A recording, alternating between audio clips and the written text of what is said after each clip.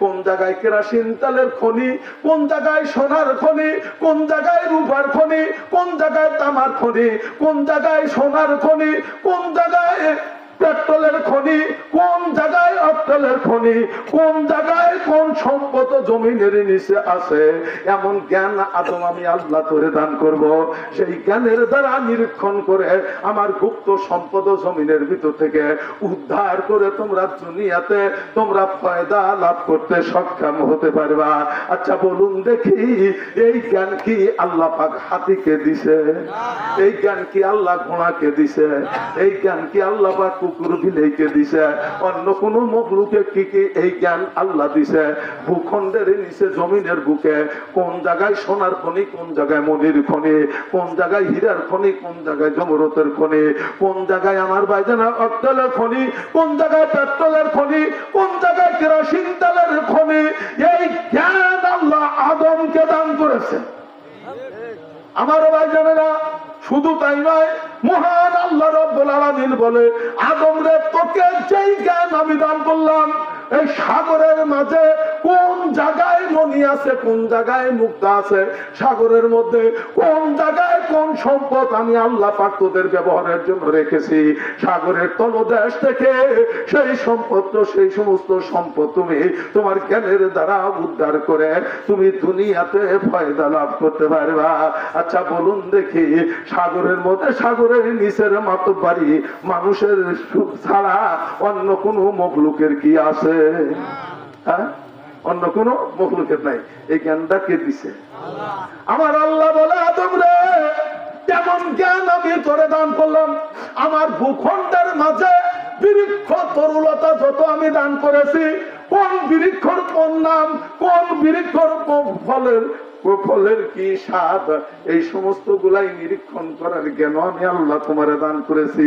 ওইটা যে আম গাছ আদম এটা বুঝতে পেরেছে, ওইটা যে কাঁঠাল গাছ আদম এটা বুঝতে পেরেছে, ওইটা যে পরগাছা খোকসা গাছ এটা আদম বুঝতে পেরেছে।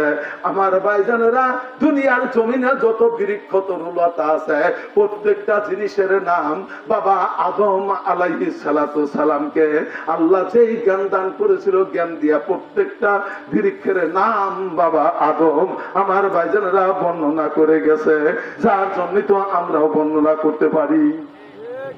কি কন না অন্য কোন মখলুক এগুলা পাইছি? এগুলা পেলাম কেন? কোরআনের দায়িত্বটা পাওয়ার কারণে।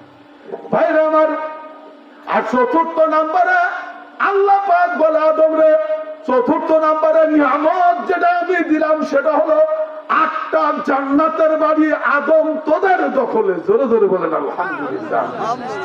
এই ব্যস্ত আদম একমাত্র তোমার জাত, তোমার বংশের জন্য, অন্য কোন মখলুকের জন্য আমি আল্লাহ পাক বেহেশত তৈয়ার করে। আদম আবার ওটাও জেনে রাখো, যেই আমানত মাথায় নিলে, এই আমানত যদি মাথায় থেকে জমিনে ঢেলে ভাইলা দাও, তাহলে কিন্তু তোমাদের জন্যই আবার দোজখ। 8টা 7টা দোজখ তৈয়ার করে রেখেছে। সম্মানিত হাজিরিন, এইবারে আসুন এক কথা জানেন, আমি বলতে চাইছি আলোচনাটার উদ্দেশ্য এই, জমিনটা কার? জমিনের বুকে আল্লাহ মানুষ পাঠাইয়া দিয়ে আল্লাহ বুঝা যায় নাই এই মানব জাতের জীবন সমস্যার সমাধানের যে গাইড বুক, সেই বুক আল্লাহ আসমান থেকে পাঠাইয়া দিছে দুনিয়ার জমিনে নবী মুহাম্মদুর রাসূলুল্লাহ সাল্লাল্লাহু আলাইহি সাল্লামের নিকটে। সেই গাইড বুকের নাম হচ্ছে আল কোরআন। আমার ভাইজানেরা, আল্লাহর জমিনে বাস করলে আল্লাহর আইন আদর্শের উপরে নিজের জীবনকে পরিচালনা করতে হবে, নিজের রাষ্ট্রকে পরিচালনা করতে হবে, ভারত ভাগ বন্টন কোরআনের আদর্শ অনুযায়ী করতে হবে, ইনসাফ ইহসান আমার বাজনা কোরআনের আদর্শ অনুযায়ী করতে হবে। আল্লাহর জমিনে বসবাস করবেন, আল্লাহ পাকের আলো, আল্লাহ পাকের বাতাস, আল্লাহ পাকের অক্সিজেন সব কিছু ভোগ করবেন আর আল্লাহর আইনের বুকে লাথি মেরে, আল্লাহ পাকের আইনের বুকে লাথি মেরে তুমি বড় রাজা হইয়া তুমি থাকবা। তুমি একবার সময় দিছিলা 21 সাল, আবার সময় দিছিলা তুমি 41 সাল। আমি খালি আশ্চর্য যে আল্লাহ কি না পারে 41 সাল যে 24 সালায় আসে, 41 সাল যে আল্লাহ পারতেই না 24-এ নিয়ে আসছে। ভাইরা আমার, সংসারা কইছে আমাদের নেত্রী ফজরে নামাজ পড়ে কোরআন শরীফ পড়ে। এই এখানে কথা বলে তারা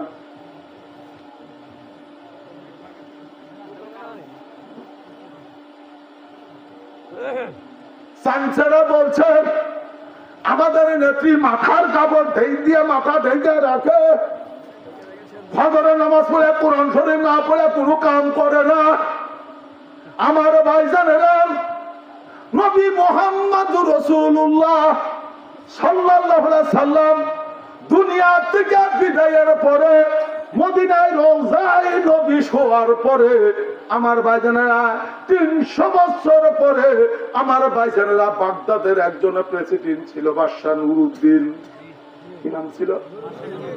বাদশা নুরউদ্দিনের আমলে আমার ভাইজানেরা ইউরোপ কান্ট্রি থেকে বর্তমান যে নেতানিয়াহু বদমাইশ শয়তান, এই নিয়াহুর বংশধর আমার ভাইজানেরা ইহুদি দুইজন আমার ভাইজানেরা পাগড়ি পয়রা জুব্বা পয়রা আমার ভাইজানেরা কঠিনের চেয়ে কঠিন আলেম সাজা মদিনার জমিনের মধ্যে এসে লক্ষ লক্ষ টাকা পয়সা নিয়ে এসে মদিনার দুস্থ গরিবদের মধ্যে দিন হলে বিতরণ করে। রাত্রিতে এক বাড়িতে আস্থানা করে গভীর রাত্রের বেলায় আমার ভাইজানা ঘরের মেঘদার থেকে নিচের দিকে খোদাই করে কূপের মতন খোদাই করে আমার ভাইজানা কমসে কম নিচে 10 হাত গেছে। 10 হাত যা সেটা তারপরে পাতাইলে রওনা দিছে। প্রত্যেকটা রাত্রিতে 2 জন মাটি কেটে ওখান থেকে মাটি রাত্রিতে সরাই নেওয়া অন্য জায়গা ফালায় দেয়। উদ্দেশ্য কি? নবী মুহাম্মদ রাসূলুল্লাহর রওজা পর্যন্ত যায়া নবীজির মৃত লাশটাকে কবরের মধ্যে উঠাইয়া এই 2 জনে ইউরোপের বদমাইশ শয়তান ইহুদি আল্লাহ নবীর লাশকে আগুনে পোড়াইয়া দিবে এই ইচ্ছা উদ্দীপনা নিয়া ইউরোপ থেকে বেঈমানেরা 2 জনকে এইরকম অর্থ সম্পদ দিয়া পাঠাইয়া দিছিল। আমার ভাইজানেরা, বাংলার নেত্রীর হাতের মধ্যে এই ইন্ডিয়ার মুদির শয়তান এইরকম আর্থিক অর্থ দিছে যে একমাত্র বাংলার উলামায়ে দ্বীনকে আর বাংলাদেশের জ্ঞানী ব্যক্তি যারা আছে তাদেরকে বাংলার জমিন থেকে উৎখাত করে দিয়ে দেয়। আমার ভাইজানেরা, সুবি সাজা, হাজি সাজা, মৌলানা সাজা যেমনি ভাবে রাসূলের লাশকে চুরি করার প্রক্রিয়া দিয়ে আসছিল, বাদশা নুরউদ্দিনকে আল্লাহর নবী স্বপ্নে 3 দিন দেখানোর পরে বাদশা নুরউদ্দিন বাগদাদ থেকে এসে মদিনার জমিনকে ঘেরাও করে প্রত্যেকটা মানুষকে দাওয়াত দিছে। প্রত্যেকটা মানুষ তার দাওয়াতে অংশগ্রহণ করেছে, কিন্তু স্বপ্নের মাধ্যমে 2 জন মানুষকে আল্লাহ নবী তাকে দেখাইছে। এই 2 জনকে না পাওয়ার কারণে বাদশা নুরউদ্দিন মদিনাবাসীর উপরে ক্ষিপ্ত হয়ে গেল। আরো 2 জন মানুষ তোমাদের ভিতরে আছে, সেই 2 জন আমার এখানে কিন্তু হাজির হয় নাই। কার বাড়িতে আছে সে বাঁচতে চাইলে তাড়াতাড়ি করে প্রকাশ করো, নইলে কিন্তু আমি যদি জানতে পারি তাহলে তার খুঁজটা কিন্তু দুনিয়ার থেকে বিদায় করে দেব। আমার ভাইজানা, ইতিমধ্যেই মানুষ একজন এসে কয় অমুক বাড়িতে এইরকম 2 জন আরাবিয়ান সুরাতে মানুষ আছে, তারা এইরকম দান খয়রাত টাকা পয়সা এতই ব্যয় করতেছে, তার কোনো সীমা শেষ নাই। এইবারে বাদশা নুরউদ্দিন সেই বাড়িতে গেছে। বাড়িতে যায় যে ঘরে শুইছে সেই ঘরের ভিতরে যায় দেখে যে চাই নামাজ পড়ছে চাটাইয়ের উপরে। এই চাটাইয়ের নিচে আমার ভাইজানেরা গর্ত করছে, শুরু করছে। ওখান থেকে মাটি কেটে কেটে আর 2 রাত মাটি কাটলে আল্লাহর নবীর লাশটাকে চুরি করে নিয়ে যাইত। আমার ভাইজানেরা, বাদশা নুরউদ্দিন 2 জনকে গ্রেফতার করে নিয়ে মদিনার জমিনের দিবা লোকে আমার ভাইজানেরা হত্যায় শুধু করে নাই, বাদশাহ নুরউদ্দিন দুইজন ইহুদিকে আগুনে পোড়াইয়া দুনিয়া থেকে বিদায়ী করে দিছে। আমার ভাইজানা ছবি সেজা আসিল রসুলের লাশ নেওয়ার জন্য, আর ফজরের নামাজ পড়ছে নেত্রী কপাল ঢেকা, কোরআন শরীফ পড়ছে, বাংলাদেশের আলেমদেরকে দুনিয়া থেকে বিদায়ী করে দেওয়ার নিয়তে।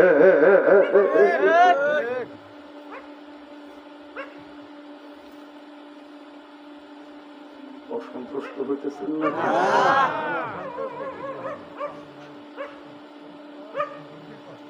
জিকির করেন লা ইলাহা ইল্লাল্লাহ, লা ইলাহা ইল্লাল্লাহ, লা ইলাহা ইল্লাল্লাহু মুহাম্মাদুর রাসূলুল্লাহ। এরপরে আসুন আমার ভাইজানেরা, মহিলারা যদি শয়তান হয় তার সাথে পারা কঠিন আছে।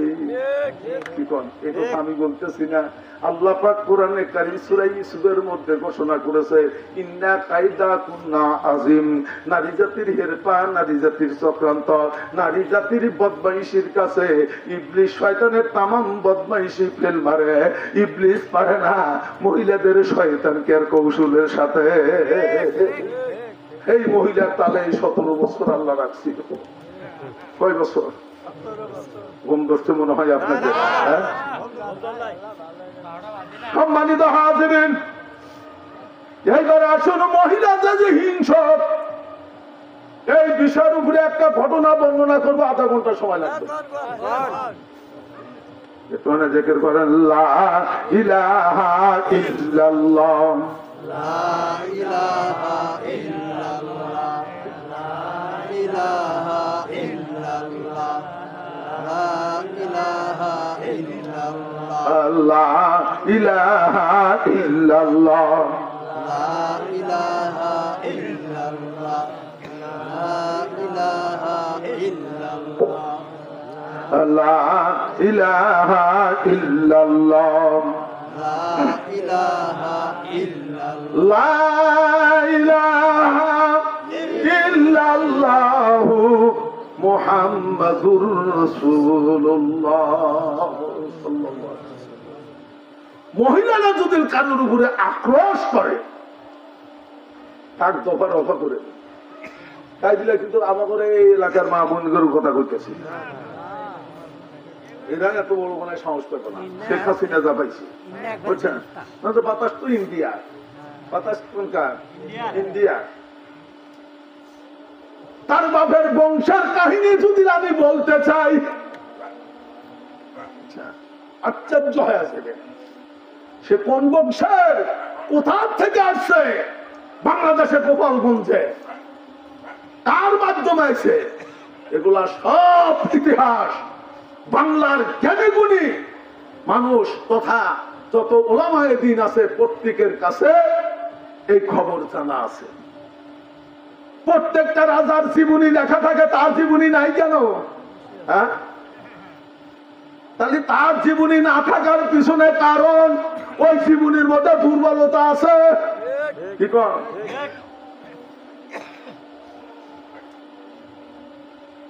নবী হিজরত করে মক্কা থেকে মদিনায় গেছে।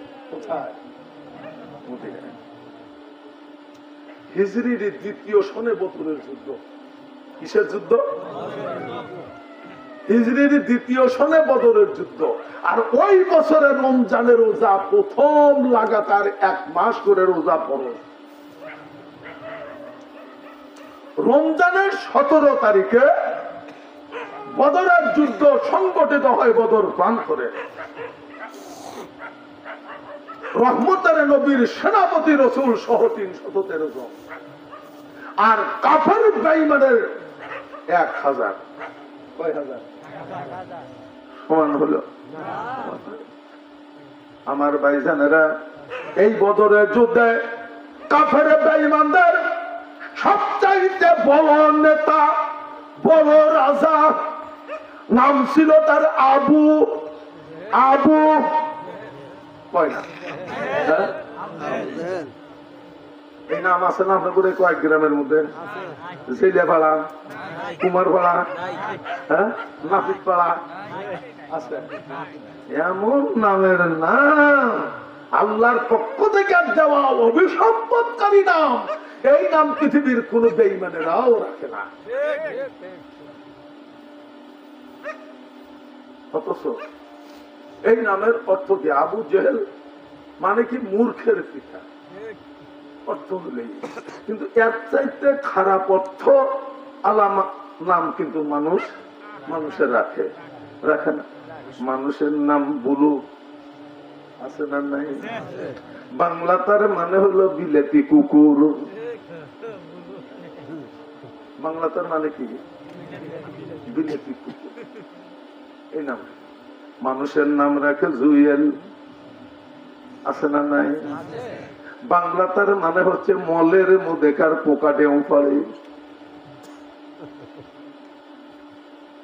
নামের অর্থ না জেনে অনেক মুরব্বীরা নিজেদের সন্তানদের নাম রাখা। এই জুয়েল নামের উপরে খলিফাতুল মুসলিমিন আমিরুল মুমিনিন হযরত ওমর ফারুক রাদিয়াল্লাহু তাআলা আনহুর খেলাফতের বাদকালে এক বেচারার ছেলের নাম জুয়েল। এই বেটা বড় আকাটা, কিচ্ছু মানে না, বাপে হোক পেটে, মায়ে হোক পেটে, হাসা ভাষা হাইবার না পেরে, বাপে বরদাস্ত করবার না পেরে। আমাদের দেশেও কিন্তু এইরকম ঘটনা ঘটে, বাপের বেটার ব্যবহারে সহ্য করতে না পেরে তেজ্য পুত্রও করে কি করে না। আমার ভাইজানেরা ওই বুড়া ওই জুয়েল নামের বেটার পেটন খাইতে খাইতে সহ্য করতে না পেরে খলিফাতুল মুসলিমিন আমিরুল মুমিনিনের দরবারে মামলা নিয়ে গেছে, বিচার দায়ের করছে বেটার বিরুদ্ধে। বিচার দিলে আবার বলবেন না নিজে হুজুর কোন কিতাবের থেকে করতেছেন। কিতাবটার নাম হলো তানবীহুল গাফিলিন, লেখক হযরত মাওলানা ফকি আবুল আইস সমরকান্দি রাহমাতুল্লাহি আলাইহি। এই কিতাবের মধ্যে হযরত ওমরের কাছে বিচার চাইছে, বাবা আমার এই বেটা আমাকে যখন তখনই আমাকে মারপিট করে, ওর মাকে মারপিট করে, অকাত্য ভাষায় গালাগালি বস্তাবস্তি করে, বলে ও বাবাজি বেটাটার নাম কি বলেন? বলে নাম তুসি জুয়েল। বলে বেতন ছাড়া তোমার ভাগ্যের ভালো কিছু জুটবো না। আল্লাহ পাঠাইছে তোমার বেটাকে আশরাফুল মাখলুকাত করিয়া, আর তুমি বেটাকে ডাকো মলের পোকা কয়া। ওই বেটা তোমার গুড়াইবো না, তোমাকে সুমা খাইব। ভুল মুরব্বী তুমি করছো, এটা তোমার অপরাধের শাস্তি তোমার উপরে চলছে। হয়তো তোমার এই ছেলের উপর আর কে বিচার করবে? ছেলের বাপের উপরে হয়তো তোমার কঠিন ভাবে রাগান্বিত হয়ে গেল। এই জন্য ছেলেবেলে আল্লাহ দিলে, নাতিপুতি আল্লাহ দিলে, নাম ওলামায়ে দ্বীনের সাথে একটু যোগাযোগ করে নামগুলা রেখে। কিন্তু এখন তো তা করতে দেয় না। বেটার ও গর্ভবতী, সারা রাত ধরে 7 মাসের কালে থেকে এই বেটার বউ তার এক বোন দিয়ে হয়েছে রাজশাহী ফিকিরে ফোন দেখা যায়। ওই বোনে ফোন আগে দিয়ে বেটা হোক আর পিটি হোক, তোরা জানি কেউ নাম ধরস না, আমি বলে নাম থম। ওই খালা কেউ জানি থম, জাগর ছেলে তারা নাম জুড়ে হইব না, ওই তাসি সেই নাম থম। জন্মার পরে ফোন দিছে যে পুত্র হয়েছে, বলে পুত্র যদি হয়ে থাকে আজকে তো বিশুদ্ধবার নাম ধরবা বিশা। নাম ছুঁয়ে দিছে, আগের নাম এইরকম আসিল না, এখন অনেক পরিবর্তন আছে। বুধবারে জন্মিলে নাম ধর বুদ্ধা, রবিবারে জন্মিলে নাম ধর রইবা, শুক্রবারে জন্মিলে নাম ধর শুক্কুরা, শনিবারে জন্মিলে নাম ধর সৈনা। এই ধরনের নাম, এগুলা নাম রাখা কবিরা গুনাহ। তারাশ মাস দক্ষিণে আল্লাহর এক বান্দা সবার দাওয়াত দিছে। আমি নিমগাছি পাড়া সেরা বলতেছি যে আমি জন্তিহার যাব মোহাম্মদ আলী ডাক্তারের বাড়ি। বলে মোহাম্মদ নামক তো কোনো ডাক্তার নাই, ওই গ্রামে এক ডাক্তার আছে, নাম হলো তুফাইরা। ওই বাড়ি হুজুর সভা, আমি গেছিলাম ওই গ্রামে, ওই বাড়িতে সামিয়ানা টানে না, বললাম তো তাহলে তার গেট আমার ওখানে। চলে গেলাম, জাহেরে দেখবে ঠিকই সভা টভা করে রাতে খাওয়া দাওয়া করে থাকলাম। ওই বুড়া ডাক্তার সেও এক খাটে শুলো। আমি বললাম যে ভাই আপনার নাম মোহাম্মদ, কই কেউ চেনে না, এই বিকৃতি নাম, তুফাই না কয় কি আপনার? কয় যে ভাই হাদিসা এই দুঃখের কথা করছে, বৈশাখ বৈশাখ দিনে কাল বৈশাখী মেঘ হয়। তখনকার দিনে আমি যখন জন্মেছি তখন তো ঘরের বাচ্চা হবে, তাই নাই 80 ঘর তো উঠানের মধ্যে 80 ঘর, বেলা 2টার সময় 80 ঘরে মায়ের পেট থেকে জন্মে, মায়ের পেট থেকে জন্মে উহা বলে আমি শিক্ষার দেওয়া সারা উত্তর পশ্চিমের মেঘ ঝড় তুফান উঠে এসে আমার আর আমার মায়ের উপর থেকে ওই 80 ঘর উড়ে নিয়ে বাঁকার খাড়ির মধ্যে ফেলে দিয়েছিল, যার জন্য আমার দাদি নাম রাখছে তুই না।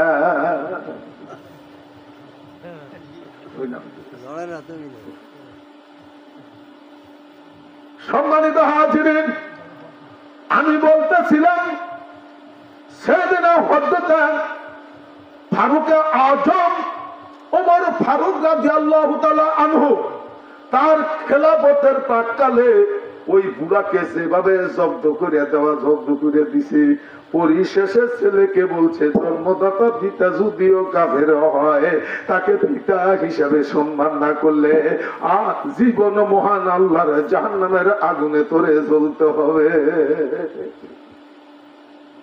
আগে মুরব্বী তারপরে ছেলে।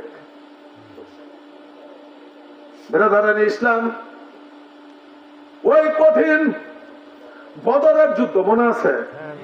বদরের যুদ্ধে কাফের বেঈমানদের বড় নেতা, বড় মুরব্বী, নাম তার আবু।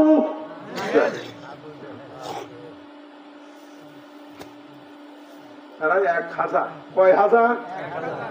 1000 সারিবদ্ধ, এদিকে 313 জন। কয়জন?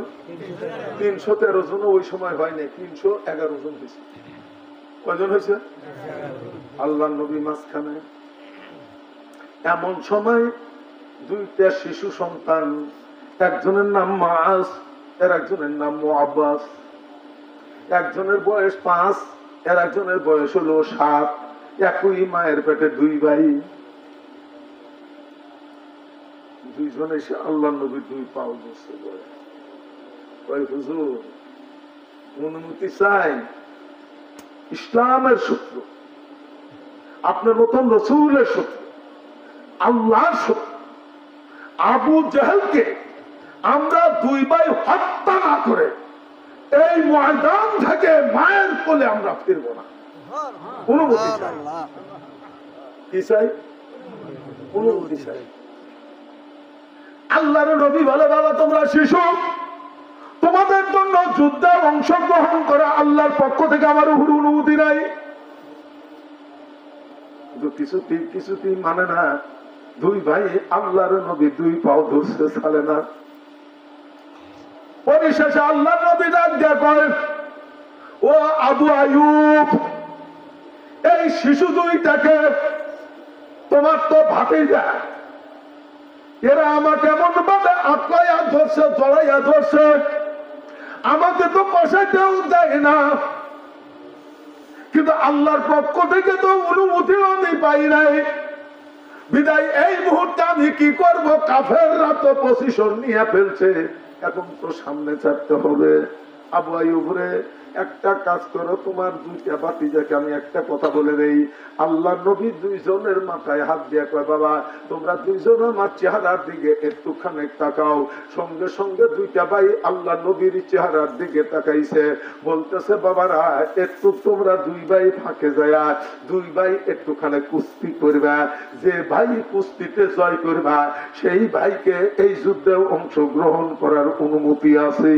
এই কথা বলার সাথে সাথে 2টা দুইটা ভাই, দুই ভাই এক ভাই আর এক ভাইয়ের হাত ধরিয়া আমার ভাইজানেরা 20 থেকে 25 হাত ফাঁকে যায়। ছোট ভাই বড় ভাইয়ের ডাক দেয়া কয়, ও ভাই তুই 2 বছর আগে দুনিয়াতে আসছস, এই 2 বছরের শক্তি তোর মধ্যে বেশি, আমি তোর ছোট ভাই, আমার শক্তি কিন্তু 2 বছরের শক্তি আমার মধ্যে কম আছে। ও তুই আমার বড় ভাই, অনুরোধ করে কই তুই জানি একা আল্লাহর জান্নাতে যাস না, শাহাদত বরণ করিস না। আমি তোর ছোট ভাই, আমাকেও এই 2 ভাই যেন একসাথে আল্লাহ পাকের শাহাদতের মর্যাদা লাভ করে জান্নাতে চাইতে পারি। ও ভাই এইটাই তোর কাছে আবেদন। ও বড় ভাই বলতেছে তাহলে কি করা যায়? বলে আমি হইলাম ছোট, আমি আস্তে করে বড় ভাই তোমার গর্দান ধরে একবার টান দেব, তুমি অমনি জমিনে কাজ হয়ে পড়েছে যা, পড়ে যাওয়ার সাথে সাথে অমনি তুমি ঘুরে উঠবে, আমিও ঘুরে উঠবো, আবার তুমি অমনি আমার গর্দান ধরবে, আমিও জমিনের মধ্যে পড়ে যাব। আল্লাহ নবী যেন দিশা পায় যাদের 2 ভাইয়ের শরীরে শক্তি সমান।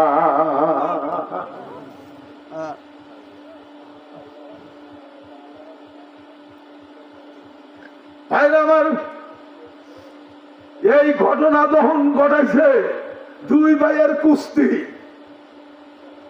যখন দিছে, আল্লাহ নবী ওই সময় মুস্কি হেসে ফেলছে, জোরে জোরে বলেন আলহামদুলিল্লাহ। শুধু মুস্কি হাসেন। যুদ্ধের পরে আল্লাহ নবী যে মুস্কি হাসছে, সাহাবারা প্রশ্ন করলে, আল্লাহর নবী কয় বাবারা শোনো, প্রশ্ন করলে কেন হাসলাম? ওরা 2 ভাই যখন কুস্তি করছে, ওই কুস্তির উল্টা পাল্টা দেখে মহান আল্লাহ তার কুদরতি মুখ দিয়ে হাসি দিছে। সেই হাসি নিয়ে জিবরিল আমার কাছে এসে হাসি দিছে, এই জন্য আমিও হাসি না দিয়ে ফেললাম না।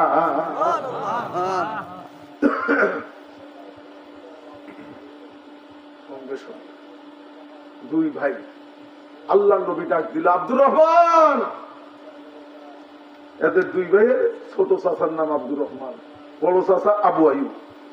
আব্দুর রহমান, তোমাকে যুদ্ধ করা লাগবে না, তোমার 2টা ভাতিজাকে তুমি দেখা রাখবা, কাফের বেঈমানেরা যেন তাদের কোনো অঙ্গ যেন ধ্বংস না করতে পারে।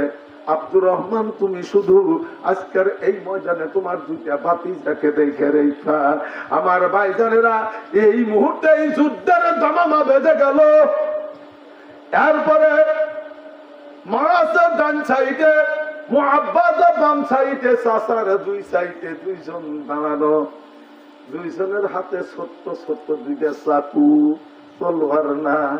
আমার ভাইজানেরা, যুদ্ধের দামামা যখন বেজে উঠল, এক ভাইস্তা চাচার আস্তিন ধরে ডান সাইড থেকে টান দেয়, আর একজন বাম সাইড থেকে টান দেয়, আর বলে ইয়া আম্মি, ইয়া আম্মি, আয়না ইয়া আবু জাহলেন, আয়না ইয়া আবু জাহলেন, ওয়া আদুবুল্লাহ ওয়া আদুবুর রাসূল। ওই আবু জেহেল কোন শয়তান, কোন বদমাইশ, তারে একটু খানাকা আমাকে দয়া করে দেখাইয়া দেয়। 2 ব্যক্তি বলতেছে, চাচা আবু জেহেল আল্লাহ এবং আল্লাহ রাসূলের শত্রু, আবু জেহেলকে তারে চিনি না, সে কোন শয়তান, চাচা আমাদেরকে দয়া করে দেখাইয়া দেন। সঙ্গে সঙ্গে আব্দুর রহমানের রেওয়ায়াত করে বুখারী শরীফ কিতাবুল মুআগাজির ভাবে আমার ভাইজানা খুলে দেখবেন, সঙ্গে সঙ্গে আব্দুর রহমান বলতেছে, ডাক দিয়া আব্দুর রহমান ডাক দিয়ে বলতেছে, ও ভাতিজারা, আবু জেহেল কোন ব্যক্তি? আল্লাহ এবং আল্লাহ রাসূলের শত্রু, তোমরা তারে দেখতে চাও? এইবারে বলতেছে আব্দুর রহমান সুন্দর করে ডাক দিয়ে বলতেছে, আয়না ইয়া আবু জাহলেন হুয়া রাজুলান। আরাস, ওই যে দেখতেছো গোলাম,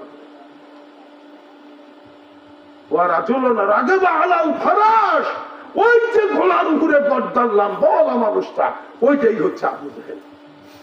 ইশারা করে দেখানো সারা আব্দুর রহমানের রেওয়ায়াত করে যে আমার ডাইনে এবং বামে দুইটা বাস পাখি উড়ে গেলে যেরকম শাঁ একটা শব্দ হয়, এই শাঁ শব্দ শুনে আমি ডান দিকে তাকায় দেখি বাতি জানাই, বাম দিকে তাকায় দেখি বাতি জানাই, সামনের দিকে তাকায় দেখি আমার ভাতিজা দৌড়ে পাখির মতন উড়িয়া যায় আবু জেহেলের ওই ঘোড়ার একেবারে ডান পায়ের আগের মুড়া দিয়ে সিনার ভিতরে চাকু ঢুকে গেছে। ঘোড়া ধরম করে জমিনে পড়ে গেছে। এর এক ভাতিজা আস্তে করে চাকুহান আবু জেহেলের পোপার মধ্যে দিছে, দুইটা জমিনে পড়ে গেল। আল্লাহ নবীর একজন সাহাবা এসে, আবু জেহেলের হাতে ছিল জুলফিকার তলোয়ার, এই অনেক ওজনের তলোয়ার, এই তলোয়ার আল্লাহর নবীর এক সাহাবা তার হাত থেকে কেড়ে নিয়ে ওই তলোয়ার দিয়া আবু জেহেলকে জনমের মতো খতম করে দিয়ে দিল। আমার আল্লাহ বলে ওই সাহাবা খতম করে নাই, খতম করেছে আবু আইয়ুব আনসারীর দুই ভাতিজা। জোরে জোরে বলেন আলহামদুলিল্লাহ। ওই যুদ্ধে কাফের বেঈমানদের ৭০ জন কতল হয়েছিল। কয়জন? আর ওই যুদ্ধে আল্লাহ পাক আসমান থেকে ১,০০০ ফেরেশতা পাঠাছিলেন, সাথে জিবরিল আসছিল। জোরে জোরে বলেন আলহামদুলিল্লাহ। জিবরিল যেই ঘোড়াটা নিয়ে আসছিল, এই ঘোড়াটার নাম ছিল হাইজুম ঘোড়া। ঘোড়াটার নাম কি বললাম? হাইজুম। হাইজুম ঘোড়ার পৃষ্ঠে সবারই করছে। আল্লাহর নবী বলে, আল্লাহ, ফেরেশতাদের তলোয়ারে যদি কোন ব্যক্তি মৃত্যুবরণ করে, গর্দান কাটে, তার চিহ্ন কি হবে? বলে ফেরেশতাদের তলোয়ারে যে বিদায় হবে তার গর্দান শুধু পুড়ে যাবে, রক্ত বাহির হবে না। আর তোমার সাহাবা আজমাইলের তলোয়ারে যে কতল হবে তার গর্দান দিয়ে রক্ত জুড়তে থাকবে। আমার ভাইজানেরা, ওই যুদ্ধে ৪০ জন বেঈমান আমার ভাইজানেরা ফেরেশতাদের তলোয়ারের আঘাতে জাহান্নামে চলে গেছে। ৭০ জন বেঈমান বদরে আর খেছে তার বড় নেতা আবু জেহেল বিদায়ী। সম্মানিত হাজিরিন, আর মুসলিম সেনাপতিদের মধ্যে ১৭ জন, কয়জন? ১৭ জন মুসলিম সেনাপতি শাহাদাতের বিয়াল পান করেছেন। তাদের কবর সেই বদর প্রান্তরে, তাদের কবর ওখানেই আছে। ওই কবর কয়েকবার করে আল্লাহ সুযোগ দিছিল, কয়েকবার করে কবরে জিয়ারতে, কয়েকবার করে আল্লাহ আমাকে নিছে। ভাইরা আমার, হিজরির ২য় সনে বদরের যুদ্ধে কাফের বেঈমানেরা কঠিন ভাবে মার খেয়েছে। ১ বছর যাইতে না যাইতে বেঈমান মক্কার কাফের আবু সুফিয়ান, ওলীদ, মুগিরা, উতবা, সায়েবা, এই সমস্ত বেঈমানেরা চিন্তা করলো যে এইভাবে যদি ছেড়ে দিয়ে দেয়, আব্দুল্লাহর বেটা আলামিনের দলবল আরো দিনে দিনে বেড়ে দিতেছে। নেতা আবু জেহেল মরছে, তা না মরে, আরো তো নেতা আছে। এইবারে বেঈমানের দলেরা উহুদের যুদ্ধে ডাক দিল। কিসের যুদ্ধ? উহুদের যুদ্ধ। উহুদের যুদ্ধে কাফের বেঈমানেরা ৩,০০০। কয় হাজার? মুসলিম সেনাপতি ১,০০০। মুসলিম সেনাপতি কয় হাজার? এই উহুদের ময়দানে আমার ভাইজানেরা, উহুদের ময়দানে জিলকদা চাঁদের ২২ তারিখে উহুদের যুদ্ধ হয়েছে। কোন চাঁদ? জিলকদ চাঁদের ২২ তারিখে উহুদের যুদ্ধ। যেই যুদ্ধতে আল্লাহর নবীর দন্দন মোবারক শহীদ হয়েছিল, যার জন্য ওই যে হালুয়া রুটি খান না, হ্যাঁ, সবে বরাতে রেখে খান তো আপনারা, আর খান না কারা? এখন আর খান না। আল্লাহর নবীর দন্দন শহীদ হয়েছে জিলকদ চাঁদের ২২ তারিখে। কয় তারিখ? আর তাউটি, সিন্নি, হালুয়া রুটি খান কোন মাসে? শাবানে ১৪ তারিখে। শাবানে ১৪ দিন কত রেখে ওই ডেটে সবে বরাত করে। তাই হালুয়া খান কে বলে আল্লাহ নবী দাঁত ভেঙে গেছিল, শক্ত খাবার খেতে পারে নাই, সেই জন্য নরম খাবার খাইছে। তোমার ইসলামের টাকে তোমার দাঁত আগে ভাঙবো, তারপরে তুমি হালুয়া রুটি খাইও। সম্মানিত হাজিরিন, এই উহুদের ময়দানে আমার ভাই ভাইজানেরা, কাফের বেঈমানেরা 3000, মুসলিম সেনাপতিরা 1000। এই ময়দানে আমার ভাইজানেরা যুদ্ধ চলতে চলতে চলতে চলতে আমার ভাইজানেরা কাফের বেঈমানদের মধ্যে থেকে অনেকগুলাই জাহান্নামে চলে গেছে। এদিকে নবী মুহাম্মদ রাসূলুল্লাহ সাল্লাল্লাহু আলাইহি সাল্লামের দন্দন মোবারক শহীদ হয়ে গেছে, নবী অজ্ঞান হয়ে গেছে। নবীকে ওখান থেকে সাহাবারা উঠাইয়া নিয়ে উহুদ পাহাড়ের সামনে ছোট্ট একটা পাহাড় আছে, সেই পাহাড়ের উপরে নিয়ে আল্লাহর নবীকে গোপন করে রাখলেন। আমার ভাইজানেরা কিছু সাহাবা আল্লাহর নবীকে খেদমত করা শুরু করলো। এমন সময় খবর আসলো আল্লাহর নবীর চাচা হযরতে হামজা রাদিয়াল্লাহু তাআলা আনহুকে পাওয়া যায় না, তাকে জীবিত পাওয়া যায় না, তার লাশও পাওয়া যায় না। সাহাবারা এই নিয়ে টেনশনের মধ্যে বিরাজমান যে হযরতে হামজা কোথায় চলে গেল, হযরতে হামজাকে জীবিতও পাওয়া যাচ্ছে না, তার মরদেহও পাওয়া যায় না, সে কোথায় গেল, এই নিয়ে সাহাবারা টেনশনে। এদিকে আল্লাহর নবী জ্ঞান হারা, তার জ্ঞান নাই, মুখ থেকে ঘম ঘম করে রক্ত জমিনের মধ্যে পড়তেছে, পাহাড়ের উপরে পড়তেছে। সাহাবারা আল্লাহর নবীর খেদমতের মধ্যে আছে। এমন সময় আল্লাহর নবীর একটু খানে হলেও জ্ঞানটা ফিরে গেল। জ্ঞান ফিরেই আল্লাহর নবীর কানে আওয়াজ গেছে, আমার চাচা হামজাকে পাওয়া যায় না। এই কথা শোনার সাথে সাথে আল্লাহর নবী ডাক দিয়ে কয়, বাবা সাহাবারা শোনো রে, আমার চাচা হযরত হামজা রাদিয়াল্লাহু তাআলা আনহু সে কোথায় আছে, তাকে জীবিত বা তার মৃত্যু লাশটাকে তাড়াতাড়ি করে আমার নিকটে এনে দাও, তাহলে আমি রাসূল আমার কলিজাটা ঠান্ডা হবে। আল্লাহর নবীর দাঁত ভেঙে গেছে, দুঃখ নাই। আল্লাহর নবীর রক্ত বাইর হইতেছে, নবীর দুঃখ নাই। কিন্তু নবী আমার হযরতে হামজার জন্য এমন ভাবে পাগল হয়ে গেল। সাহাবাদেরকে বারবার বলে, বাবা সাহাবারা দেখো, আমার চাচা হামজা তার জীবিত বা তার মৃত্যু লাশ আমার নিকটে তোমরা হাজির করো। একদল সাহাবা বাইর হলো হযরতে হামজাকে তালাশ করার জন্য। তালাশ করতে করতে করতে করতে আমার ভাইরা উহুদ পাহাড়টা তো বিশাল পাহাড়, ওই পাহাড়ের এক সাইডে যায় দেখে একটা টিলার মতো, ওই জায়গায় হযরতে হামজার লাশটা জমিনের মধ্যে পড়ে আছে। কিন্তু এই লাশটার আমার ভাইজানেরা এমনই অবস্থা হয়ে গেছে যে লাশটার নাক নাই, লাশটার কান নাই, লাশটার চোখের মধ্যে এই গোলাকার মণিটা নাই। আমার ভাইজানেরা এই লাশটার বুকটা ফালা, বুকের মধ্যে কলিজাও নাই, পোপড়াও নাই, গুদ্দাও নাই। এই বুকের ভিতরে আমার ভাইজানেরা এই সমস্ত জিনিসগুলো নাই। হযরত হামজার গোপন অঙ্গটাও পর্যন্ত নাই। আমার ভাইজানেরা এই অবস্থা দেখে আমার ভাইজানেরা সাহাবারা পাগল পরায়ণ হয়ে গেল। এই লাশ নিয়ে কেমনে আল্লাহর নবীর নিকটে যাব, নবী কেমনে সহ্য করবে, আমরাই কেমনে সহ্য করবো। এমন সময় দুইজন সাহাবা তারা আত্মগোপন করে পলায়ন করেছিল, তারা বাইর হয়ে আসলো। বাইর হয়ে এসে বলতেছে যে শোনো, এই হযরত হামজাকে শহীদ করেছে যারা, আমরা তাদেরকে দেখেছি কিন্তু আমাদের শক্তি হলো না রোধ করতে। এমন সময় এসে কাজ করলো আবু সুফিয়ানের বাড়ির গোলাম, তার নাম ছিল উহাসি বিন হারব। এই উহাসি এই হযরত হামজাকে শহীদ করে দিছে।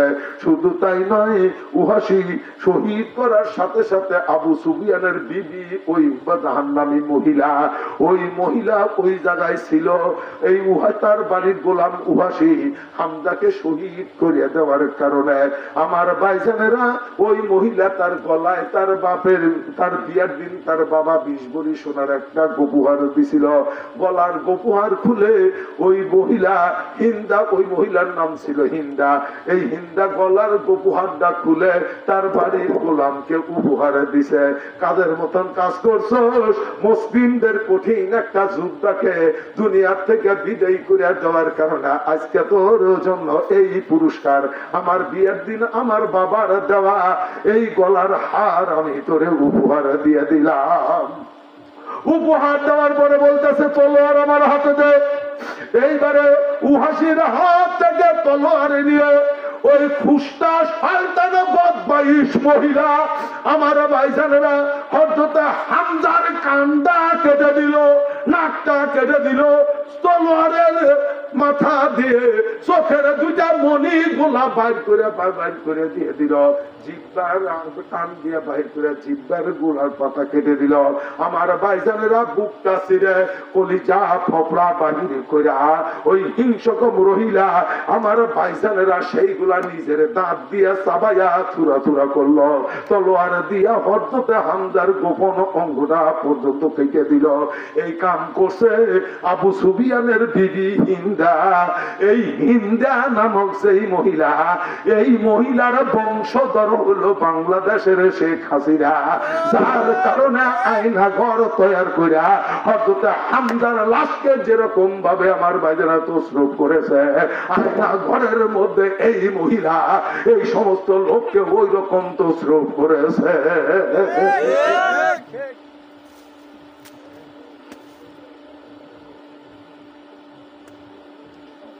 সম্মানিত হাজিরিন, হযরত হামজা রাদিয়াল্লাহু তাআলা আনহুর লাশ আল্লাহর নবীর নিকটে নিয়ে আসলে নবী শুধু এক নয়নে তাকায়া চাচার লাশের দিকে তাকায়া আল্লাহর নবী ডাক দেয়, কয় ও আমার বাবা সাহাবারা, আল্লাহর রাস্তে তোমাদের কাছে আমার একটা আবেদন। আমার চাচা হামজাকে যে শহীদ করে দিছে, তাকে তোমরা যেখানে পাও, তাজা পাও আর মরা পাও, তার লাশটা আমি রাসূল আমার কাছে তোমরা জমা দিও। তাকে তোমরা যেখানে পাইবা সেখানেই তোমরা তাকে পাকড়াও করে আমি রাসূল আমার কাছে নিয়ে আসবা। আমার ভাইজানেরা, আবু সুফিয়ানের এই গোলাম ওয়াসি বিন হারব, এও ছিল আমার ভাইজানেরা গোলাম রূপে বিক্রি হয়েছে, কিন্তু ওর বাড়ি ছিল ইউরোপ কান্ট্রিতে। আল্লাহ নবী কারোর মৃত্যুর বদলা চাই নাই, কিন্তু চাচা হামজার মৃত্যুর বদলা চাইছে। যে হত্যা করেছে তাকে যেখানে পাও হত্যা করে তার গর্দান আমি রাসূল আমার কাছে জমা করো। আমি রাসূল আমার কাছে জমা করো। ভাইরা আমার, আল্লাহর নবী চাচা হামজা বিদায়ের পরে আল্লাহ নবী কেন বদলা চাইলেন?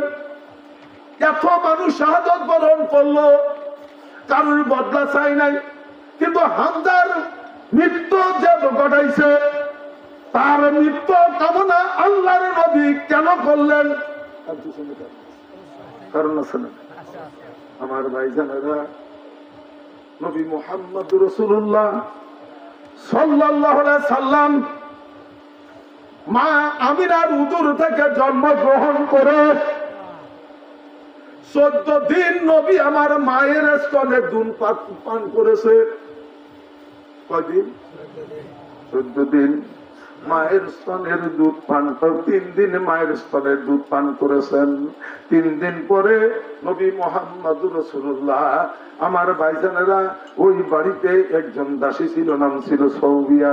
এই সৌবিয়া নামক দাসীর স্তনের দুধ পান করছে 14 দিন। নবীর বয়স হইল 17 দিন। কয়দিন? 17 দিন।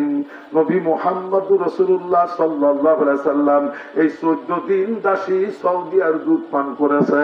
আর নবী জন্মার 20 বছর আর 10 বছর আগে নবীর চাচা হযরত হামজা জন্মগ্রহণ করার পরে হামজার মায়ে অসুস্থ হওয়ার কারণে ওই সৌদিয়া নামক স্তনের দুধ হযরত হামজাও পান করেছে 3 বছর।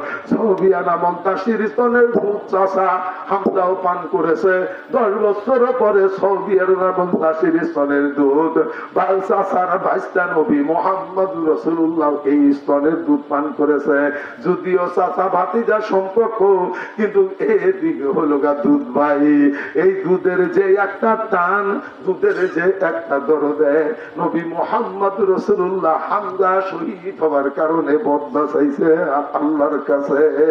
লা ইলাহা ইল্লাল্লাহ, লা ইলাহা ইল্লাল্লাহ, লা ইলাহা ইল্লাল্লাহ, লা ইলাহা ইল্লাল্লাহ, লা ইলাহা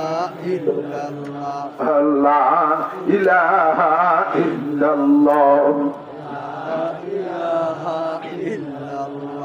লা ইলাহা ইল্লাল্লাহ মুহাম্মাদুর রাসূলুল্লাহ সাল্লাল্লাহু আলাইহি ওয়াসাল্লাম। ওয়াসি বিন হার চিন্তা করলো, সর্বনাশ, যেই মানুষটা ভুলিয়া জারি করছে আমার তার জীবনে বেঁচে থাকা সম্ভব না। আমার ভাইজানেরা ওই দিন থেকে আমার ভাইজানেরা আর ভঙ্গি জরা ধরে গেছে, যার তোমার বাঁচার উপায় নাই। যেই মানুষটা তার সাহাবাদেরকে অর্ডার করেছে আমার চাচাকে যে হত্যা করেছে তার বদলা চাই তাকে, যেখানে পাও হত্যা করে আমার কাছে কাল্লাটা জমা দিবি। ওয়াসি বিন হার ওই দিন থেকে কয়েকদিন পার হওয়ার পরে পলায়া থেকে থেকে থেকে থেকে দেখছে যার আমার বাঁচার উপায় নাই, এখন সিলিন্ডার ছাড়া উপায় নাই। এইবারে এমন সময় নুরি সুরি হইয়া কাঁপতে কাঁপতে ভয়ের রাশে মদিনা মসজিদে নববীর দিকে দিনের বেলায় দিবা লক্ষে সাহাবা আজমাইনদেরকে নিয়ে আল্লাহর নবী কোন একটা বিষয় নিয়ে বৈঠক করতেছে। এমন সময় ওয়াসি আমার ভাইজানেরা যেই বল্লম দিয়ে হামজাকে শহীদ করেছে, এই বল্লমটা ওয়াসি কান্দে করে নিয়ে রসুলের নিকটে আমার ভাইজানেরা রওনা দিয়েছে। যখন কাছাকাছি ওমর ফারুক রাদিয়াল্লাহু তাআলা কই হুজুর টার্গেট এসে গেছে, আমরা প্রস্তুতি নিচ্ছি। হযরত উসমান কই টার্গেট এসে গেছে। হযরত আবু বকর সিদ্দিক রাদিয়াল্লাহু তাআলা কই টার্গেট এসে গেছে। হযরত আলী মুর্তজা রাদিয়াল্লাহু তাআলা কই টার্গেট এসে গেছে। আর সাহাবারা বলে হুজুর আমরা প্রস্তুতি নিচ্ছি, ওকে হত্যা না করে আগুন জ্বালায়া আগুনে পোড়ায়া মারবো, তাজা মানুষ। আল্লাহর নবী কয় যা করার করবে, আমি অনুমতি দেওয়ার পরে আসতে দাও আমার কাছে, আসতে দাও আমার কাছে। আমার ভাইজানেরা তোমরা জায়গা দিয়ে দাও আর তোমাদের হাতের অস্ত্রগুনা জমিনের মধ্যে রেখে দাও। সঙ্গে সঙ্গে অস্ত্রগুনা রেখে দিল। আল্লাহ নবী অর্ডার করছে। আল্লাহ নবী কি করছে? আল্লাহ নবী অর্ডার করছে। আর কি অস্ত্র তাদের হাতে থাকবে? আমার ভাইজানরা নেত্রী 5 তারিখে পলায়ন করছে। আমাদের দেশের আবার কত নেতারা বাইর হয়েছে, কি কন বাইর হয়নি। এই নেতাদের নেতা বলতেছে স্বৈরাচারী করা যাবে না, শান্ত হোক, কি হোক। তারপরে কি মানতেছে? হ্যাঁ, তারপরে কি মানতেছে? মনে হয় যে সিংহাসন পাওয়া গেছে, সিংহাসন পাওয়া গেছে। ভাইরা আমার, সিংহাসন পাওয়া সহজ, ধরে রাখা কঠিন। কি কন? পাওয়া সহজ, ধরে রাখা কঠিন। অস্ত্র দিয়া চিরদিন ধরে রাখা যায় না। অস্ত্র দিয়া 17 বছর ধরে রাখছিল সব বাহিনীর হাতে অস্ত্র দিয়া। কি কন?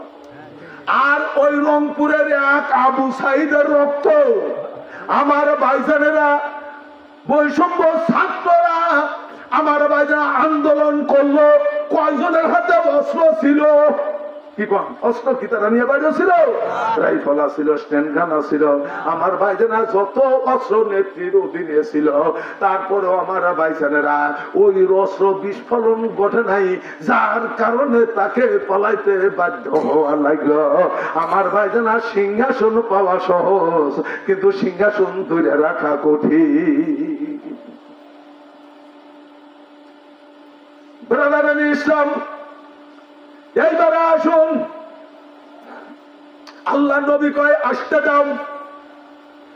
ওই ব্যক্তি আসতে আসতে নবীর নিকটে এসে যেই বল্লম হাতে বলতেছে ইয়া রাসূলুল্লাহ, এই বল্লম দিয়ে আমি আপনার চাচাকে হত্যা করেছি। আমার জ্ঞান ফিরছে, বুঝতে পেরেছি অন্যায় করেছি। হুজুর গো, আপনি আপনার নিকটে এই মুহূর্তে হাজির হয়েছি, আপনার ধর্মে আমাকে নিয়ে নেন, আমাকে কালেমা পড়ায়। আল্লাহ নবী নত কণ্ঠে কথা বলে বলল, বাবা হাতটা বাড়াইয়া দাও। রসুলের হাতে হাত দিয়া হতে রসুলের করিম সাল্লাল্লাহু আলাইহি সাল্লামের হাতে হাত দিয়া উহাসি ইসলাম কবুল করল। ইসলাম কবুল করার সাথে সাথে উহাসি বলতেছে, ইয়া রাসূলুল্লাহ, আপনার জবান থেকে শুনেছি আপনার বিদায়ের পরে এই দুনিয়ার জমিনে 32 জন মানুষ নবী দাবি করবে। হুজুর, আমি আল্লাহকে সাক্ষী রেখে আপনার সঙ্গে আমি কথা দিলাম, ওর একটা মিথ্যা নবী দাবিদার যদি আমার হায়াতের জিন্দেগিতে আসে, এই বল্লম দিয়ে আমি মিথ্যা নবীদারকে আমি দুনিয়া থেকে খতম করে দিয়ে দেব। আমার ভাইজানেরা, আমি যে অন্যায় যে ক্ষতি করেছি, এই কাজ করে হয়তো সেই ক্ষতি থেকে আল্লাহ আমাকে কিছুটা হলেও রেহাই দিতে পারে। আমার ভাইজানেরা, কিছুদিন পরে উসামা বিন কাজ্জাব নামক এক বেঈমান নবী দাবি করলো। উসামা বিন কাজ্জাবের নবী দাবির খবর শুনা উহাসি বিন হার ওই বল্লম নিয়ে যায় উসামা বিন কাজ্জাবকে দুনিয়া থেকে চির বিদায়ী করে দিছে। মিথ্যা নাম। সম্মানিত হাজিরিন, ওই উহুদের ময়দান বড় কঠিন ময়দান। ওই উহুদের যুদ্ধে 70 জন ইমানদার শাহাদাত বরণ করে হযরত হামজা সহ উহুদ পাহাড়ের ডালে কবরস্থান, ওই কবরে তাকে কবরস্থ কাজ সমাধান করা হয়েছে। 70 জন শহীদের কবর ওই কবরস্থানের মধ্যে। আমার ভাইজানেরা, আল্লাহ 2 মাস আগে আল্লাহ নিছিল। ওই কবরস্থানের নিকটে গেলে হযরত হামজার কথা স্মরণ হলে এমন কোন হাজি নাই চোখের পানি ধরে রাখতে পারে। আমার ভাইজানেরা, তারা ইসলামের জন্য জান দিছে, ইসলামের জন্য মাল দিছে, ইসলামের জন্য তারা জীবন দিছে। আমার ভাইজানেরা, এইটা কিন্তু বাংলার জমিনেরা মুসলিম রাষ্ট্র ঘোষিত। কি কোন মুসলিম রাষ্ট্র না? রাষ্ট্র মুসলিম, আদর্শ খ্রিস্টান। রাষ্ট্র মুসলিম, আদর্শ হচ্ছে ইহুদি। রাষ্ট্র মুসলিম, আদর্শ হচ্ছে হিন্দুয়ানি। কি কোন? আমার ভাইজানেরা, মুসলিম রাষ্ট্রের আদর্শ, মুসলিম রাষ্ট্রের আইন, মুসলিম রাষ্ট্রের আদালত, মুসলিম রাষ্ট্রের বিচারক, আমার ভাইজানেরা সব হওয়া লাগবে কোরআন মাফিক। সব হওয়া লাগবে কোরআন মাফিক।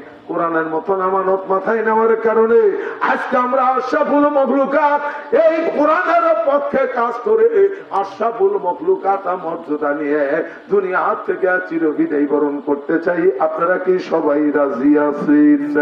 আমার ভাইজানেরা, আর দোয়া করেন। বাংলার জমিনের মধ্যে ওলামায়ে দ্বীনদের মধ্যে অনেক ফেরকা আছে, আছে না? সব দলের মধ্যে ফেরকা আছে, তার মধ্যে ওলামায়ে দ্বীনের মধ্যে ফেরকা আছে। কিন্তু কোন ফেরকা যেন না থাকে। আল্লাহর কাছে আমরা দোয়া করব যে আল্লাহ যেন সকল ওলামায়ে দ্বীনদেরকে আল্লাহ পাক ঐক্য হইয়া ইসলামের পতাকা হাতে নিয়ে বাংলার জমিন আল্লাহর নবী যেমনি ভাবে রাষ্ট্র পরিচালনা করে গেছে, যেমনি ভাবে হযরত আবু বকর রাষ্ট্র পরিচালনা করেছে, যেমনি ভাবে হযরত ওসমান রাষ্ট্র পরিচালনা করেছে, যেমনি ভাবে হযরত ওমর রাষ্ট্র পরিচালনা করেছে, যেমনি ভাবে হযরত আলী মুর্তজা রাদিয়াল্লাহু তাআলা রাষ্ট্র পরিচালনা করেছে, এমনি ভাবে আল্লাহ পাক যেন বাংলার জমিনে এমন একটা ওমরকে আল্লাহ পাক নসিব করে, এমন একটা আবু বকরকে যেন আল্লাহ পাক নসিব করে, এমন একটা ওসমানকে যেন আল্লাহ নসিব করে, এমন একটা আলীকে যেন আল্লাহ পাক নসিব করে। তাদের বিচার কঠিন কঠিন বিচার ছিল, যেই বিচারগুলো আমরা কিতাব দেখে অনেক সময় হিমশিম খায়া যাই। একদিন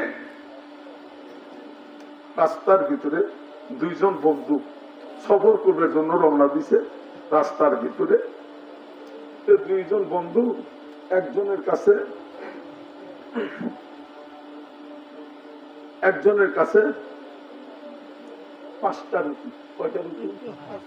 আর একজনের কাছে 3টা রুটি নিয়ে রওনা দিয়ে হাঁটতে হাঁটতে হাঁটতে হাঁটতে হাঁটতে হাঁটতে 10-15 মাইল গেছে। যাওয়ার পরে ছায়াদারি গাছের নিচে বসে বলতেছে যে আমি তো ক্ষুধা লেগে গেছে, এখন বসি 2 ভাই। তোর কাছে কয়টা রুটি? বল 3টা। বল তোর কাছে কয়টা? বল 5টা। বল বাইক কর। 5 দিনে কয়টা হয়? 8টা রুটি কাপড়ের উপর যায়। এখন 3 রুটি আলা বলতেছে যে ভাই পাড়াপাড়ি হুড়াহুড়ি করে না খায়া, যেহেতু এক চাদরের উপর তুলেন, এখন অধিকার তোমারও যে পরিমাণ আমারও ওই পরিমাণ। যার কম থাকে তার তো এরকম জ্ঞান থাকে বৃদ্ধি। কি কন? পাড়াপাড়ি হুড়াহুড়ি করে না খায়া প্রতিটা রুটি 3টা করে বাদ করো। কয়টা করে বাদ? 3টা করে বাদ করো। বা 8টা রুটি, 8টা রুটি তুমি 4টা খাও, আমি 4টা খাই। সিদ্ধান্ত এইটাই অটল করছে। এরই মধ্যেই আর একজন আগন্তুক ব্যক্তি এসে গেল, তার কাছে রুটি টুটি কিছু নাই, দস্তরখানা রুটি দেয়া, সেও মনে বসে বসে আমাদের চিন্তা করতেছে যে আগন্তুক বানি আবার কেবল করে খাবার দেয়। তখন বুদ্ধি বার করলো 3 রুটি আলা, 1টা করে রুটি 3টা করে টুকরা করে, তাহলে 3 8টা 24 টুকরা। কয় টুকরা? 24 টুকরা। একজনে 8 টুকরা করে রুটি খাইলেন, 3 জনে খাইলেন। খাওয়ার পরে যিনি খালি হাতে আছে খায়া দেয়, উনি যাওয়ার সময় 8টা সোনার মোহর ওই জায়গায় রেখে বলতেছে তোমরা সঠিকভাবে এই 8টা সোনার মোহর তোমরা 2 জনে ভাগ করে দিও। এই কথা কয়ে দিয়েছি। ওই ব্যক্তি চলে গেল। চলে যাওয়ার পরে আমি 5 রুটি আলা করতেছে, দেখুন তোর তো রুটি তুই 3টা, তুই 3টা মোহর পাবি, আমার রুটি 5টা, আমি 5টা মোহর পাবো। 3 রুটি আলা কয় তা চললো না, না আসলি তো সমান সমান খেলেন,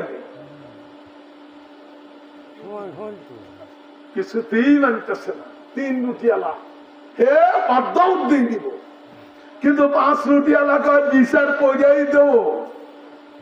3 রুটি আলা কয় তাহলে চলো হুজুরের কাছে। হযরত আলীর খেলাফত তখন। আর খেলাফত সেদিনা হযরত আলীর কাছে নিয়ে গেছে 3 রুটি আলা, 5 রুটি আলা খাবো, চলো যাই হুজুরে যে বিচার করে দেয় সেই বিচার মেনে নেব। হযরত আলী এদের 2 জনের বিবরণ বর্ণনা শুনা 3 রুটি আলা আলী ডাক দিয়া কয়, ও ভাই 5 রুটি আলা তোমার কয় দিরহাম দিবা চাইছে? বলে 3টা। বলে নেওগা তোমার ভালো আছে, আমি বাদ করলে তোমার ঠকা হবে, আমি আলী বিচার করলে তোমার ঠকা হবে। বলে ঠকা হয় না হয় ঠকাই মেনে নিব, তাও আপনার বিচার চাই। বলে তোমার রুটি কয়টা? বলে 3টা। বলে 1টা করে রুটি 3টা করে ভাগ করছো, তোমার রুটির টুকরা কয়টা হয়েছে? কয় টুকরা? বল 9 টুকরা। তুমি খাইছো কয় টুকরা? বলে 8 টুকরা। তোমার বাসা আসিল কয় টুকরা? বলে 1 টুকরা। 5 রুটি আলার কয় টুকরা? বলে 15 টুকরা। হে খাইছে কয় টুকরা? বলে 8 টুকরা। তার বাসা আসিল কয় টুকরা? বলে 7 টুকরা। ওই 7 টুকরা আগন্তক খাইছে, তোর খাইছে 1 টুকরা, 5 রুটি আলার খাইছে 7 টুকরা। কাজে কাজী তুই পাবি 1 টাকা, আর 7 টাকা পাবো 5 রুটি আলা। এইরকম বিচার সেদিনা হযরতে আলী মুর্তজা রাদিয়াল্লাহু তাআলা আনহুর বিচার, সাহাবা আজমাইনদের এরকম বিচার, তাহলে সেখানে শান্তি থাকবে না অশান্তি থাকবে? শান্তি থাকবে। এই শান্তিপ্রিয় একজন প্রেসিডেন্টকে আল্লাহ পাক যেন বাংলার জমিনের জন্য আল্লাহ পাক কবুল আর মঞ্জুর করে প্রেরণ করেন। আল্লাহর কাছে এই দরখাস্ত সর্বসময়ের জন্য আমাদের রাখা দরকার। আর সাথে সাথে একটা দোয়া করা লাগবে, জেরুজালেম, বাইতুল মুকাদ্দাস, মসজিদুল আকসা, ফিলিস্তিন, মুসলিমদের উপরে ইহুদি খ্রিস্টান নাসারাদের যে নির্যাতন, আল্লাহ পাক যেন ওই ইহুদিদের ওই কঠিন কঠিন উশৃঙ্খলের থেকে আল্লাহ পাক যেন ফিলিস্তিন মুসলিমদেরকে আল্লাহ পাক জয়যুক্ত করেন। বলেন আল্লাহুম্মা আমিন। দীর্ঘ সময় বয়ান করলাম, আমি কিন্তু অসুস্থ হলেও আপনাদের এখানে এসে আমার একটু হলেও শান্তি লাগলো, ভালো লাগলো। এই জন্য এত সময় কথা বললাম। আজ থেকে 3 মাস আগে অপারেশন, বাঁচার কথা না, আল্লাহ হায়াত দিছে, বেঁচে আছি। এখান থেকে নাভির নিচে 4 ইঞ্চি পর্যন্ত লম্বা পাইলে থাকা, আল্লাহ হায়াত দিছে। আপনাদের দোয়া নেই, কষ্ট কেউ করে বেরিয়ে দিব না, তাও বলে আল্লাহ দিনের মধ্যে থেকে যদি নিয়ে যায় আল্লাহ ইমানের সাথে, এইটাই আমার জন্য মঙ্গল। মৃত্যু তো হবেই, তারপরে আল্লাহ পাক শারীরিক সুস্থতা আপনাদের নেক দোয়ার কারণে আল্লাহ দান করছে। আমি কিছু আলোচনা করলাম, আমলের যোগ্য কিছু থাকলে ইনশাল্লাহ সবাই আমল করবেন। আর বাবাজিরা, আসলেই কিন্তু মানুষ যদিও কম হয়, আমার কিন্তু খুব ভালো লাগছে। আমি তোমাদের জন্য দোয়া করি, আল্লাহ যেন তোমাদেরকে দীর্ঘ হায়াত নসিব করেন। আল্লাহ পাক যেন তোমাদের জ্ঞান এলেন, আল্লাহ পাক নবী রাসূলকে আল্লাহ পাক যেমনি ভাবে জ্ঞান দান করেছে ওই রকম জ্ঞান যেন আল্লাহ তোমাদেরকে দান করেন। যদিও বলা হয় ফুরকানিয়া মাদ্রাসা, ফুরকানিয়া মাদ্রাসা, মানুষ মনে করে যে ফুরকানিয়া মানে ছোট, খুব ছোট। কোরআন শরীফের 2য় নাম্বারের নাম হচ্ছে ফুরকান। 1ম নাম্বারের নাম কোরআন, 2য় নাম্বারের নাম ফুরকান। কোরআন মানে বারবার পঠিত, আর ফুরকান মানে হালাল হারাম যে কিতাব পৃথক করে দিতে পারে সেই কিতাবের নাম ফুরকান।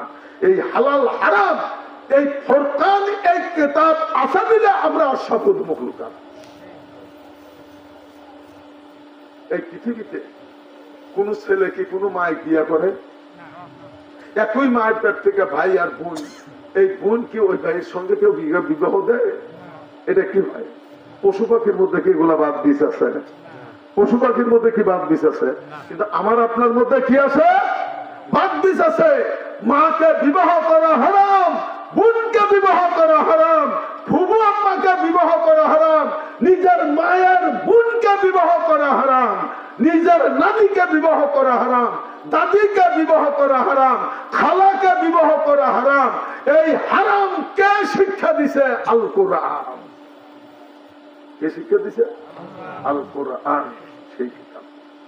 এখান থেকে আমরা ফুরকান, ফুরকানিয়া মাদ্রাসা, এখানে হালাল হারাম ছাত্র ফুরকানিয়া মাদ্রাসায় যখন ভর্তি হয়, কারি সাহেব কি শুধু আলিফ বা তাসাই পড়ায় নাকি ওই জায়গায় হালাল হারাম সম্পর্কে ধারণা কিছু দেয় কি দেয় না?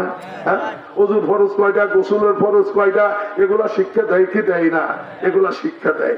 ওখান থেকে কিন্তু এই যে সকালবেলা যেটা ঠটস্থ করছে, এইটা মরার আগ পর্যন্ত তার মুখস্থ থাকবে।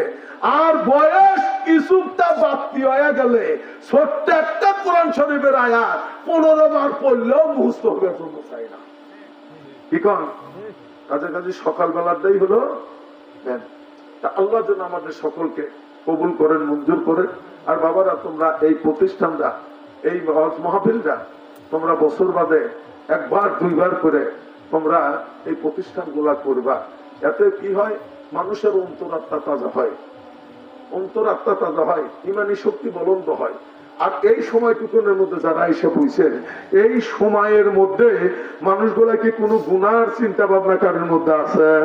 হ্যাঁ, কোন গুনার চিন্তা ভাবনা, গুনার কাজের কি কোন চিন্তা ভাবনা ছিল?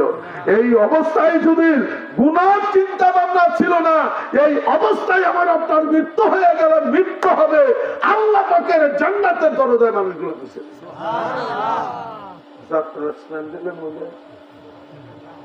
হ্যাঁ, সার্কেসের স্প্যান্ডেলে বলে এর মধ্যে কোন সম্পর্ক নেই। বাবারা, তোমরা এই ধরনের মাহফিল করবা। আল্লাহ যেন তোমাদেরকে কোরআন হাদিসের কামেল হবার জন্য আল্লাহ পাক তৌফিক দান করেন। সবাই বলেন আল্লাহুম্মা আমিন। আস্তাগফিরুল্লাহ রাব্বি মিন কুল্লি যামবিন ওয়া আতুবু ইলাইহি লা হাওলা ওয়া লা কুওয়াতা ইল্লা বিল্লাহ। আস্তাগফিরুল্লাহ রাব্বি মিন কুল্লি যামবিন ওয়া আতুবু ইলাইহি লা হাওলা ওয়া লা কুওয়াতা ইল্লা বিল্লাহিল আলিয়্যিল আযীম। الفاتحة. اللهم آمين. ربنا ظلمنا أنفسنا وإن لم تغفر لنا وترحمنا لنكونن من الخاسرين. ربنا فاغفر لنا ذنوبنا وكفر عنا سيئاتنا وتوفنا مع الأبرار. اللهم أعز الإسلام والمسلمين. اللهم أعز الإسلام والمسلمين. اللهم ارحمنا بالقرآن العظيم. ربنا ولا تحمل علينا إصرا كما حملته على الذين من قبلنا. ربنا ولا تحملنا ما لا طاقة لنا به واعف عنا واغفر لنا وارحمنا أنت مولانا فانصرنا على القوم الكافرين. اللهم اغفر لي حينا وميتنا وشاهدنا وغائبنا وصغيرنا وكبيرنا وذكرنا وانثانا. اللهم من أحييته منا فأحيه على الإسلام ومن توفيته منا فتوفه على الإيمان. سبحان ربك رب العزة عما يصفون وسلام على المرسلين والحمد لله رب العالمين. السلام عليكم ورحمة الله.